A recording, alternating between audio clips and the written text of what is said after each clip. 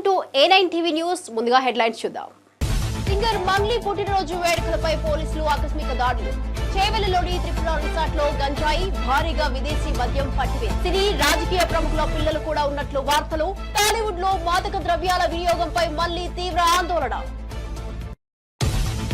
Kaleshwaram project అవకతవకలపై judicial commission విచారణ. Justice PC Ghosh commission ముందు హాజరైన కేసీఆర్. హైదరాబాద్ లోని బీఆర్కేఆర్ భవన్ లో విచారణ. 1,00,000 కోట్ల ప్రాజెక్టులో నాణ్యత, డిజైన్లపై ప్రధానంగా ప్రశ్నలు. జగన్ పొదిలి పర్యటనలో ఉద్రిక్తత. జగన్ గో బ్యాక్ అంటూ టీడీపీ కార్యకర్తల నిరసన. జగన్ కాన్వాయ్ పైకి చెప్పులు విసిరిన మహిళలు. పరస్పరం టీడీపీ వైసీపీ కార్యకర్తల రాళ్ల దాడి. జగన్ పొదిలి పర్యటనలో ఉద్రిక్తత. జగన్ పొదిలి పర్యటనలో ఉద్రిక్తత. జగన్ గో బ్యాక్ అంటూ టీడీపీ కార్యకర్తల నిరసన. జగన్ కాన్వాయ్ పైకి చెప్పులు విసిరిన మహిళలు. పరస్పరం టీడీపీ వైసీపీ కార్యకర్తల రాళ్ల దాడి. తన అనుచరులను పోలీసులు తీసుకెళ్లి వేధిస్తున్నారన్న చెవిరెడ్డి భాస్కర్ రెడ్డి. మద్యం కేసులో తన పేరు చెప్పించాలని చూస్తున్నారని మండిపడ్డ చెవిరెడ్డి. అరెస్టుకు తాను సిద్ధమైతే భవిష్యత్తులో వారు తగిన మూల్యం చెల్లించుకోవాల్సి వస్తుందని హెచ్చరిక. ఇక డీటెయిల్ చూస్తే ప్రకాశం జిల్లాలోని పొదిలి పర్యటనలో వైసీపీ అధినేత మాజీ ముఖ్యమంత్రి వైఎస్ జగన్మోహన్ రెడ్డికి తెలుగు మహిళల నిరసన సెగ తగిలింది. జగన్ గో బ్యాక్ అంటూ ప్లకార్డులు, నల్ల బ్యాడ్జీలతో టీడీపీ కార్యకర్తలు నిరసన చేశారు. పొదిలిలోని బెస్తపాలెం దగ్గర జగన్ కాన్వాయ్ మీద నల్ల బెలూన్లు, చెప్పులను గుర్తు తెలియని మహిళలు విసిరారు. వైఎస్ జగన్ కాన్వాయ్ పైకి చెప్పులు, నల్ల బెలూన్లు విసరడంతో టీడీపీ వైసీపీ మధ్య పరస్పరం దాడులు జరిగాయి. ఈ దాడిలో రాళ్లు, చెప్పులతో ఒకరిపై మరొకరు ఘర్షణకు పాల్పడ్డారు. ఈ గొడవలో పోలీస్ కానిస్టేబుల్ కు గాయాలయ్యాయి. ఇక రాళ్ల దాడిలో గాయపడ్డ కానిస్టేబుల్ ను ఆసుపత్రికి తరలించి చికిత్స అందిస్తున్నారు. మరోవైపు ఈ ఘటనపై పోలీసులు కేసు నమోదు చేసుకున్నారు. గొడవకు కారణమైన వారిని గుర్తించే పనిలో ఉన్నారు.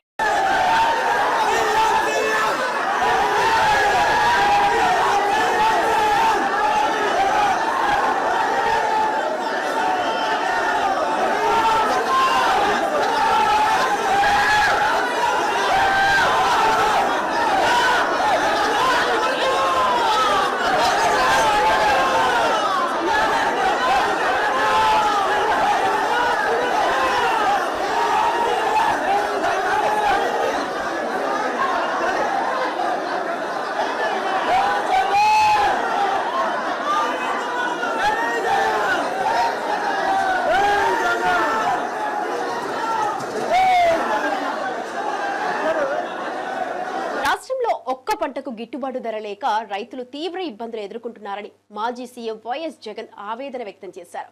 వ్యవసాయం నష్టాల కూరుకుపోవడంతో రైతుల పరిస్థితి దయనీయంగా మారిందన్నారు.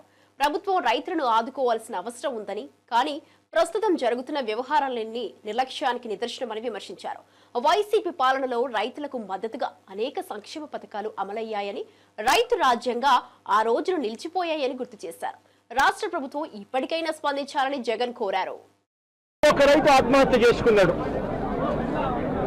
2 రైతులు గిట్టుబాటు ధర లేక ఇదే జిల్లాలో రైతాంగం చనిపోయిన పరిస్థితుల మధ్య ఈరోజు నేను ఇక్కడికి వచ్చి రైతులు పడతా ఉన్న అగసాట్లను ప్రభుత్వాన్ని గట్టిగా నిలదీస్తూ ప్రశ్నిస్తా ఉన్నా. ఈరోజు రైతు పడతా ఉన్న పరిస్థితుల మధ్య ఏ పంటకు కూడా ఈరోజు రాష్ట్రంలో గిట్టుబాటు ధరలు లేవు. వరి ప్రొక్యూర్మెంట్ మొన్న చేశారు. ఏ రైతుకైనా కూడా, ఏ రైతును తీసుకున్నా కూడా కనీసం 300 రూపాయల నష్టానికి రైతు ఎంఎస్పీ కన్నా తక్కువ రేటుకు అమ్ముకోవాల్సిన పరిస్థితిలో ధాన్యాన్ని రాష్ట్ర ప్రభుత్వం కొనుగోలు చేసింది. వరి దగ్గర నుంచి మొదలు పెడితే మిరప, పత్తి, జొన్న, కందులు, మినుములు, పెసులు, మొక్కజొన్న, సజ్జ, రాగులు, వేరుశనగ, అరటి, చీని, పొగాకు, కొక్కు, ఏ పంట తీసుకున్నా కూడా రైతన్నకు ఈరోజు గిట్టుబాటు ధర రాని పరిస్థితి ఈరోజు రాష్ట్రంలో కనిపిస్తూ ఉంది.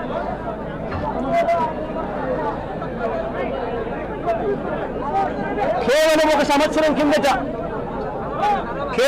సంవత్సరం కిందట వైఎస్ఆర్సీపీ ప్రభుత్వం ఉన్నప్పుడు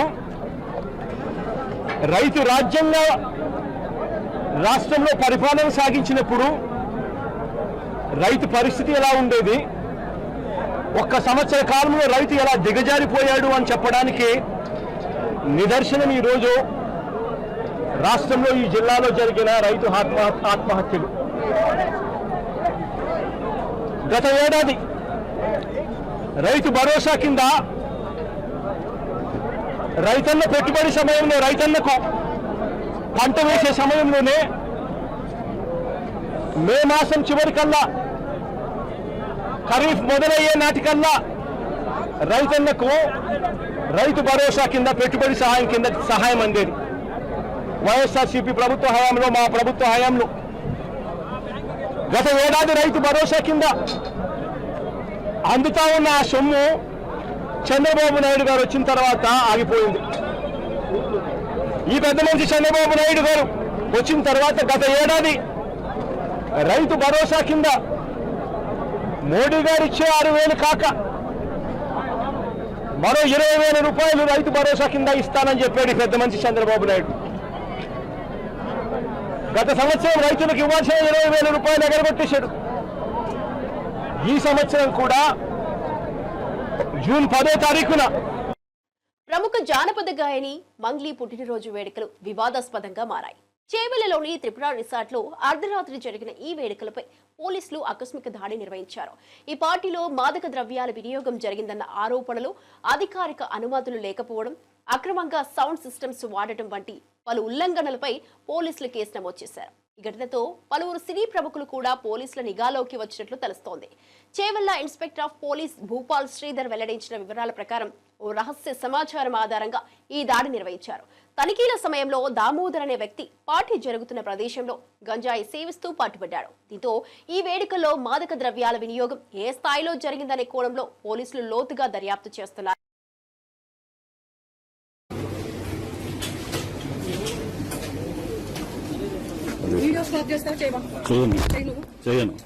నా డ్యూటీకి అడ్డం తెలకండి మీరు నా డ్యూటీ ఎట్లా వస్తారు మీరు?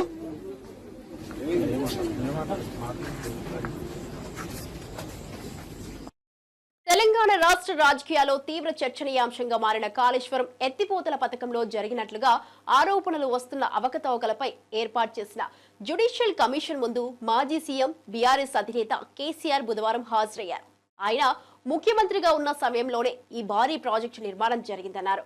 ఇక హైదరాబాద్ లోని బీఆర్కేఆర్ భవన్ లో ఏర్పాటు చేసిన జ్యుడిషియల్ కమిషన్ కార్యాలయానికి కేసీఆర్ ఉదయం 11 గంటల తర్వాత చేరుకున్నారు.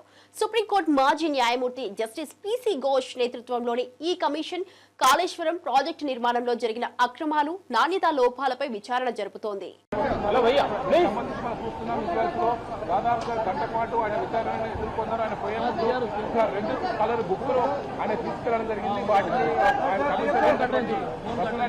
సమాధానాలు చెప్పినట్టుగా కూడా తెలుస్తుంది. ఆయన వెంట ఒకవైపు హరీష్ రావు, సంతోష్ కుమార్, అదేవిధంగా శాసన మండలిలో పార్టీ పక్ష నేత ఒకవైపు మధుసూదనాచారి, మాజీ హోంమంత్రి మహమూద్ అలీ, బండారు లక్ష్మారెడ్డి, పద్మారావు, గౌరు, అదంతా కూడా ఆయన పాటు లోపలే ఉన్నారు.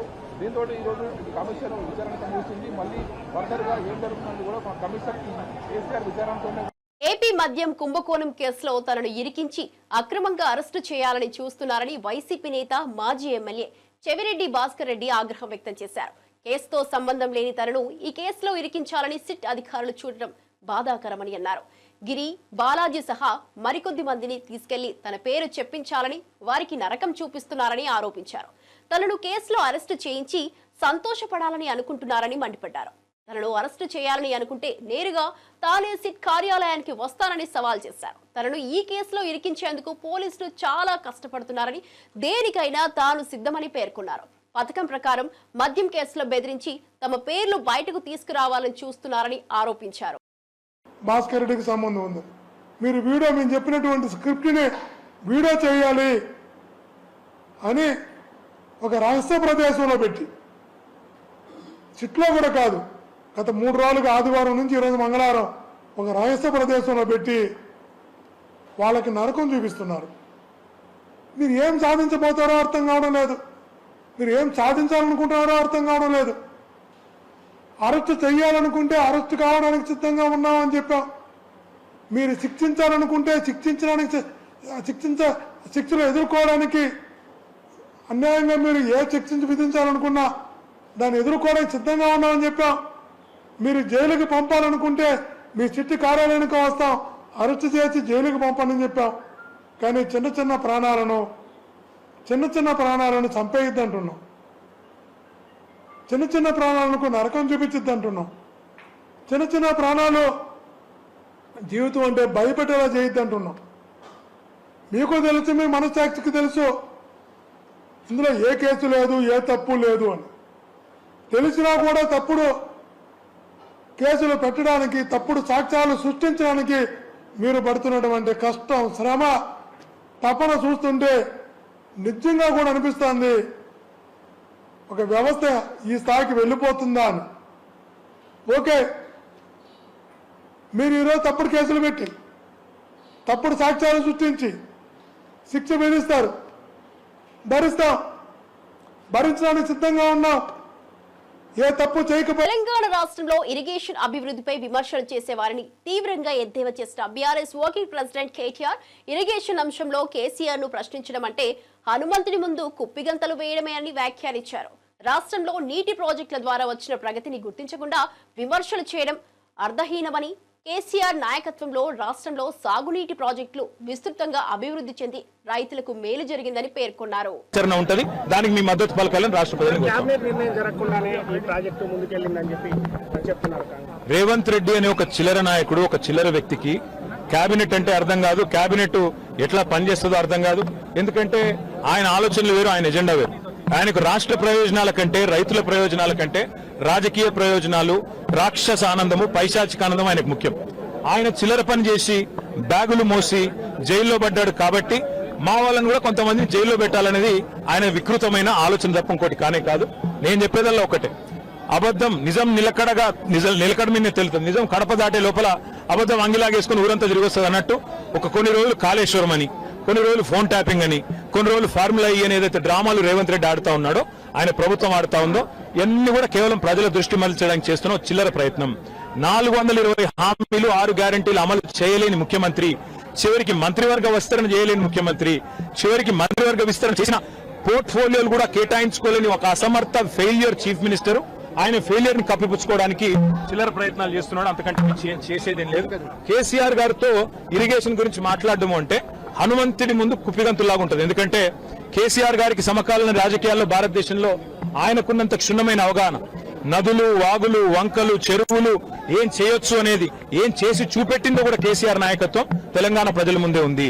బ్రహ్మాండంగా తెలంగాణను 1 కోటి ఎకరాల మాగాణం చేసి వరిధాన్యం ఉత్పత్తిలో పంజాబ్ ను, హర్యానాను దాటిపోయి తెలంగాణ అనే కరువు పాలిత ప్రాంతాన్ని ఇవాళ భారతదేశంలో అగ్రభాగాన్ని నిలబెట్టినందుకు కేసీఆర్ గారికి నోటీసులు ఇస్తారా?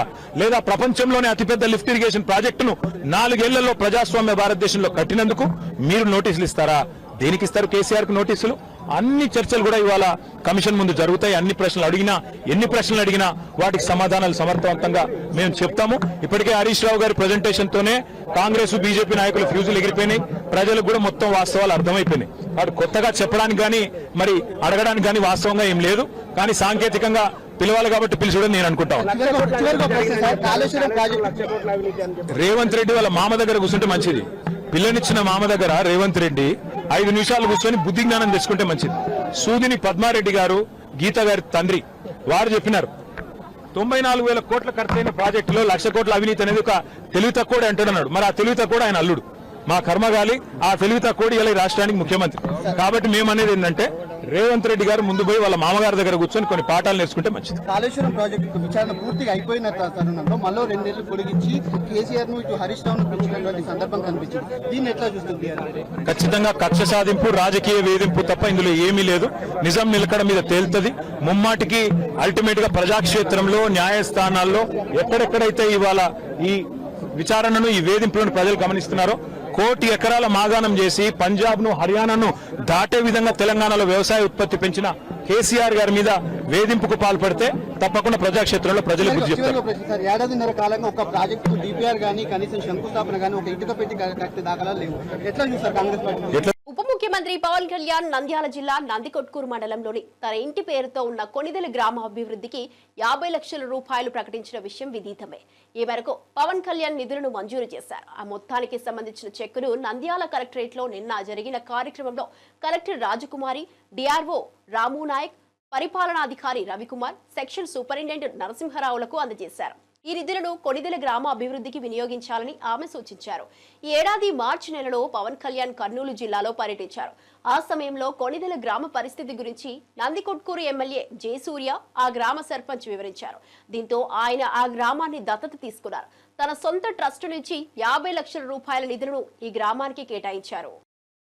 టీఆర్ఎస్ నేతలపై ఎమ్మెల్సీ అద్దంకి దయాకర్ తీవ్ర వ్యాఖ్యలు చేశారు. కాంగ్రెస్ లేకపోతే కల్వకుంట్ల కుటుంబానికి పుట్టగతులే ఉండేవి కావు. టీఆర్ఎస్ కు భవిష్యత్తు ఇచ్చింది కాంగ్రెస్ పార్టీని అని మండిపడ్డారు.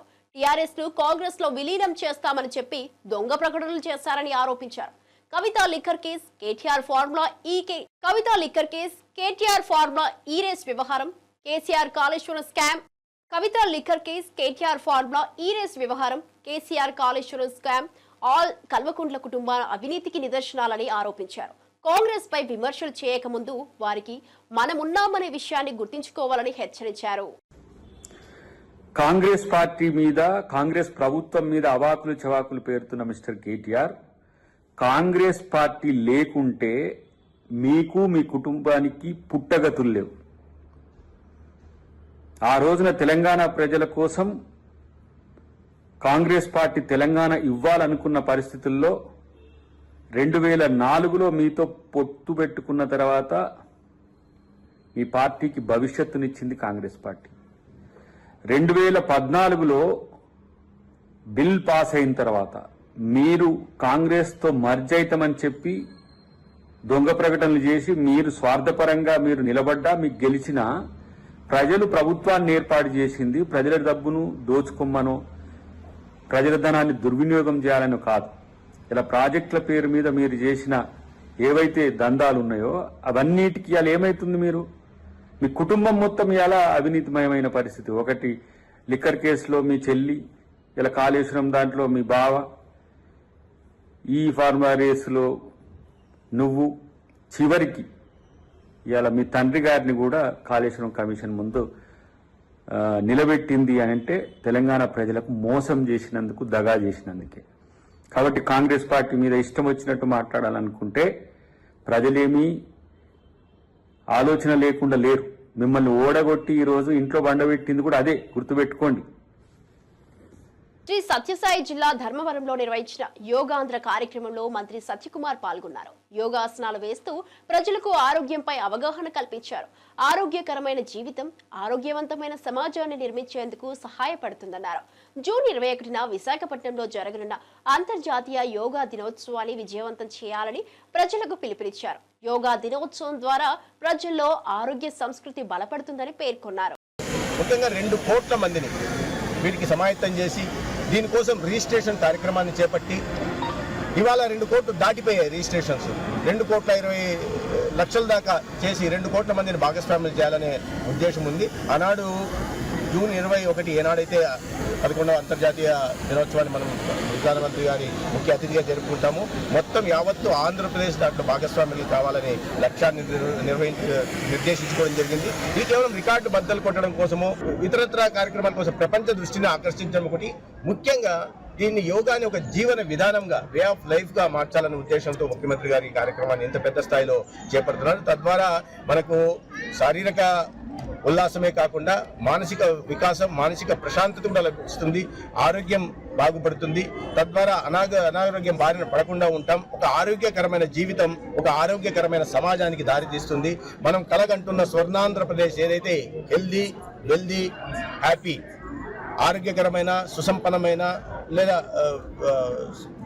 ఈ వెల్దీ, హ్యాపీ, సుసంపన్నమైన లేదా సంతోషకరమైన ఆంధ్రప్రదేశ్ని, ఆరోగ్యకరమైన, సుసంపన్నమైన, సంతోషకరమైన ఆంధ్రప్రదేశ్ని నిర్మించాలనే లక్ష్యం దిశగా ఈ మనం చేపట్టబోయే ఈ యోగాంధ్ర కార్యక్రమం ఒక పునాది వేస్తుంది. ధన్యవాదాలు. అధికార యంత్రాంగం నుంచి ప్రతి ఒక్కరు, ముఖ్యంగా 2 కోట్ల మందిని. అనకాపల్లి జిల్లా ఎస్ రాయవరం మండలం గెడ్డపాలెం గ్రామంలో జరిగిన ఏరువాక కార్యక్రమంలో హోంమంత్రి పాల్గొన్నారు. భూమి పూజ చేసి కాడెడ్లతో నాగలి పట్టుకుని స్వయంగా పొలం దున్నారు. రైతుల పండుగలా జరిగిన ఈ కార్యక్రమంలో మంత్రి మాట్లాడుతూ వ్యవసాయం మన సంస్కృతి అద్దమని పేర్కొన్నారు. ఈ సందర్భంగా రైతులకు రాయితీపై విత్తనాలు పంపిణీ చేశారు. గ్రామస్తులతో మమేకమై పంటల పరిస్థితులను అడిగి తెలుసుకున్నారు. రైతుల అభ్యున్నతే ప్రభుత్వ లక్ష్యమని తెలిపారు.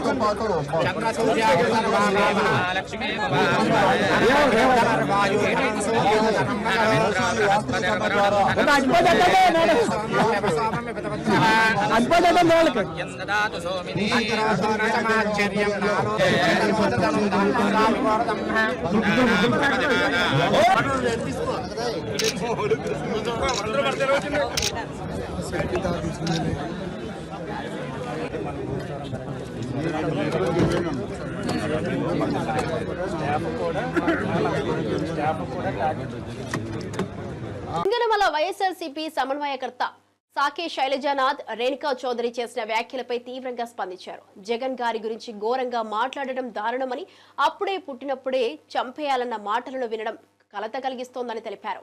ఇటువంటి వ్యాఖ్యలు గతంలోనూ ఇతరులకు సూచించే ఉంటారని అనుమానం వ్యక్తం చేశారు. ఛానల్ విశ్లేషకులు తప్పు మాట్లాడితే ఏకంగా ఛానల్కే బాధ్యత వేయడం తగదన్నారు. ఇప్పటి వరకు ఇతర ఛానళ్లలో అనేక మంది విచ్చలవిడిగా మాట్లాడినప్పటికీ వారిపై చర్యలు ఎందుకు తీసుకోలేదని ప్రశ్నించారు. మీకు జరుగుతోందని ఇప్పుడు జరిపిస్తున్నారు. మీరు నేర్పిన విదే కొత్త వాళ్ళు నేర్చుకుంటున్నారని చంద్రబాబుకు హితవు పలికారు. నేను రాజశేఖర రెడ్డి గారి ఆడ సంతానానికి కూడా చెప్పాలనుకుంటా ఉన్నాను. వాళ్ళకు కూడా ఏం మాట్లాడుతూ ఉన్నారో అర్థం చేసుకొని మాట్లాడండి. ఈ రోజున మా జిల్లాలో జరిగిన బాధల గురించి మాట్లాడండి. ఎందుకు నాకు ఇంకా మిమ్మల్ని ఏం అనుభూతి కావడంలే, రాజశేఖర రెడ్డి గారి సంతానం కాబట్టి.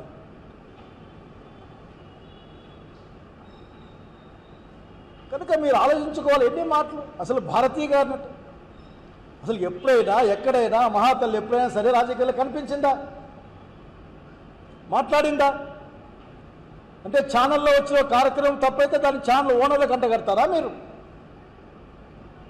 అంటే ఎన్ని ఛానల్లో ఎన్ని మాట్లాడే వాళ్ళ ఓనర్లు అంటగడతారా?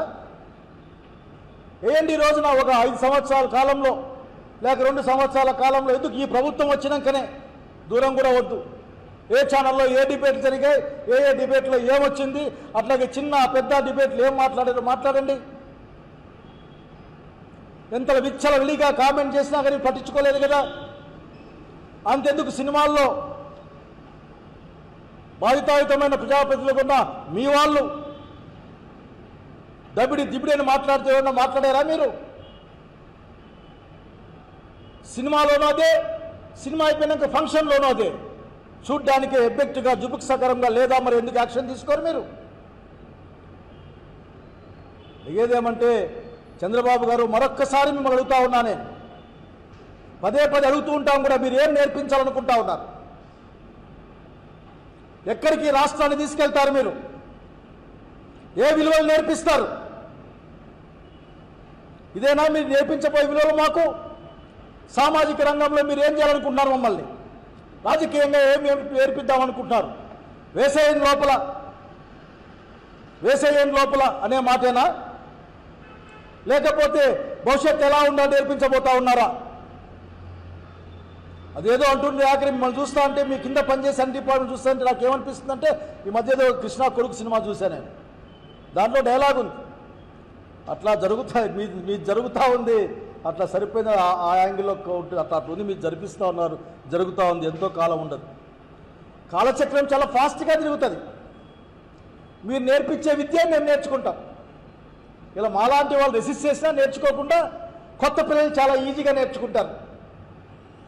మళ్ళీ మీరు నేర్పించిన విద్య మీకే ఉపయోగపడుతుంది. కొత్త విలువలు నేర్పిస్తూ ఉన్నారు. సత్య దూరమైన మాటలు, ప్రజలకు ఇచ్చిన మాట నిలబెట్టుకోలేకపోవడం, పైగా అభాండాలు వేయడం, బెదిరించడం, ఇంకా ఎక్కువ మాట్లాడితే డబ్బులు ఎట్లా వస్తాయి నా చెవులో చెప్పండి, నేను డబ్బులు ఇస్తా అని చెప్పి మీ యొక్క మాట కూడా చూసాం. అట్లా ఇంకొక ఆయన మాట్లాడుతూ బహుశా మీ యొక్క భవిష్యత్తులో మీ పార్టీని ప్రభుత్వం నడిపోయాయన, నా దగ్గర ఎర్ర బుక్ ఉంది, అదేనా మీరు నేర్పించింది, మీ వారసుని నేర్పించి అదేనా? బుక్ తీసుకో, ఆ బుక్లో రాసుకో, అది మంత్రగాళ్ళ బుక్, ఆ బుక్లో రాస్తే కాళ్ళు ఇరిగిపోతాయి, చేతులు ఇరిగిపోతాయి, హార్ట్ అటాక్ వస్తుందని నేర్పించారా మీరు? 10th క్లాస్ పరీక్షలు వస్తే గతాన్ని తవ్వుకోండి గతాన్ని, కానీ ఇప్పుడు 10th క్లాస్ పరీక్షల గురించి మాట్లాడాలి కదా. పొద్దున ఒక మాట సాయంత్రం ఒక మాట మాట్లాడే మీ అలవాటుని ఎట్లా మీ కిందికి పంపిస్తారు మీరు? ఏమైనా మాట్లాడితే మీకు కోపం వస్తుంది, మీ కోపం వస్తే పాపం సామాన్యులు బలైపోతారు. పిఠాపురంలో వర్మ గారు చెప్పారు, ఇసుక అక్రమంగా తరలించుకుపోతా ఉన్నారు, దీనిపైన యాక్షన్ తీసుకోవాలి అని. తీసుకుంటారా? హిందూపురం, అనంతపురం, ఈ రాష్ట్రం మొత్తం మీద జరిగిన అనేక అకృత్యాలపైన మీరు ఏమైనా ఒక కంప్లైంట్ చేస్తారా?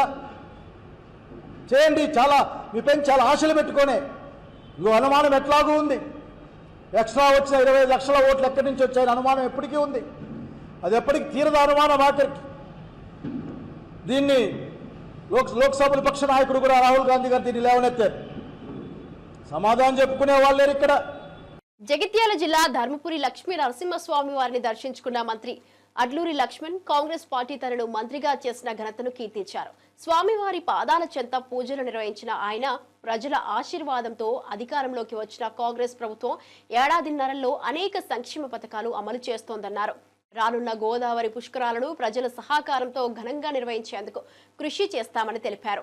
ప్రజల సమస్యలపై శ్రద్ధ వహిస్తూ వాగ్దానాలను నెరవేర్చేందుకు కట్టుబడి ఉందామన్నారు. కాంగ్రెస్ పార్టీ కార్యకర్తను ఈరోజు రాష్ట్ర కేబినెట్ లో మంత్రిగా ప్రమాణ స్వీకారం చేసి మొదలు స్వామివారి దర్శనం చేసుకోవాలని చెప్పి నేరుగా ప్రమాణ స్వీకారం ఆదివారం చేస్తే ఈ రోజు స్వామివారికి మంగళవారం అనేది చాలా శుభప్రదమైనటువంటి దినం కాబట్టి నేరుగా స్వామివారి దర్శనం చేసుకుని ఆ స్వామివారి రాష్ట్ర ప్రభుత్వానికి, రాష్ట్ర ముఖ్యమంత్రి వర్యుకు, అఖిల భారత కాంగ్రెస్ పార్టీ నాయకత్వానికి ఒక సామాన్య కార్యకర్తగా నన్ను ఇంత పెద్ద స్థాయికి తీసుకొచ్చి అవకాశం ఇచ్చినటువంటి మా ధర్మపురి ప్రజలకు ఏదైతే సేవ చేసుకునే భాగ్యాన్ని ఆ స్వామివారు ఇచ్చినారో, ఈ ప్రాంత ప్రజల యొక్క ఆకాంక్ష, ఈ ప్రాంత ప్రజల యొక్క అనేక సమస్య, టెంపుల్ కి సంబంధించిన, దేవాలయానికి సంబంధించిన విషయాలు కానీ, అనేక ప్రజలకు సంబంధించిన విషయాలు కానీ, రైతాంగానికి సంబంధించిన అనేక విషయాలు ప్రత్యేక దృష్టి పెట్టి ఏదైతే ప్రజలకు ఇచ్చిన మాట 100% అమలు చేసే విధంగా ఆ స్వామివారి ఆశీస్సులు ముందుకెళ్తాన్న విషయాన్ని మరొకసారి మనవి చేసుకుంటూ, మనస్ఫూర్తిగా మీ శాసనసభ్యుడిగా, మీ అన్నగా, మంత్రిగా మీ అందరి సహకారం నాకు ఉండాలని చెప్పి ఎక్కువ మాట్లాడకుండా మరొకసారి రాష్ట్ర మంత్రివర్యులు శ్రీధర్ బాబు గారికి సందర్భంగా వారికి నమస్కారం తెలియజేసుకుంటూ మరొకసారి మీడియా మిత్రుల ద్వారా నాకు సహకరించిన ప్రతి ఒక్కరు కూడా చేతులు జోడించి మనస్ఫూర్తిగా ధన్యవాదాలు. సింగర్ మంగ్లీ పుట్టినరోజు వేడుకలపై పోలీసులు ఆకస్మిక దాడులు. చేవెళ్లలోని త్రిపుర రిసార్ట్ లో గంజాయి, భారీగా విదేశీ మద్యం పట్టివేసి సినీ రాజకీయ ప్రముఖుల పిల్లలు కూడా ఉన్నట్లు వార్తలు. టాలీవుడ్ లో మాదక ద్రవ్యాల వినియోగంపై మళ్లీ తీవ్ర ఆందోళన. కాళేశ్వరం ప్రాజెక్టు అవకతవకలపై జ్యుడిషియల్ కమిషన్ విచారణ. జస్టిస్ పిసి ఘోష్ కమిషన్ ముందు హాజరైన కేసీఆర్. హైదరాబాద్ లోని బీఆర్కేఆర్ భవన్ లో విచారణ. 1,00,000 కోట్ల ప్రాజెక్టులో నాణ్యత, డిజైన్లపై ప్రధానంగా ప్రశ్నలు. జగన్ పొదిలి పర్యటనలో ఉద్రిక్తత. జగన్ గో బ్యాక్ అంటూ టీడీపీ కార్యకర్తల నిరసన. జగన్ కాన్వాయ్ పైకి చెప్పులు విసిరిన మహిళలు. పరస్పరం టీడీపీ, వైసీపీ కార్యకర్తల రాళ్ల దాడి. జగన్ పొదిలి పర్యటనలో ఉద్రిక్తత. జగన్ గో బ్యాక్ అంటూ టీడీపీ కార్యకర్తల నిరసన. జగన్ కాన్వాయ్ పైకి చెప్పులు విసిరిన మహిళలు. పరస్పరం టీడీపీ, వైసీపీ కార్యకర్తల రాళ్ల దాడి. తన అనుచరులను పోలీసులు తీసుకెళ్లి వేధిస్తున్నారన్న చెవిరెడ్డి భాస్కర్ రెడ్డి. మద్యం కేసులో తన పేరు చెప్పించాలని చూస్తున్నారని మండిపడ్డ చెవిరెడ్డి. అరెస్టుకు తాను సిద్ధమైతే భవిష్యత్తులో వారు తగిన మూల్యం చెల్లించుకోవాల్సి వస్తుందని హెచ్చరిక.